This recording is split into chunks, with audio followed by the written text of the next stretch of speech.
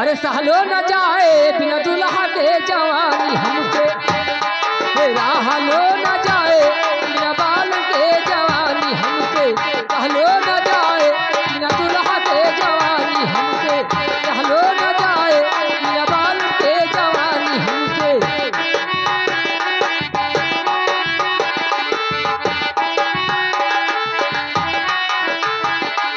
सहलो न जाए राजा, रहलो न जाए बिना दुल्हा के जवानी हमसे, सहलो न जाए बिना बाल के जवानी हमसे, सहलो न जाए बिना बाल के जवानी हमसे।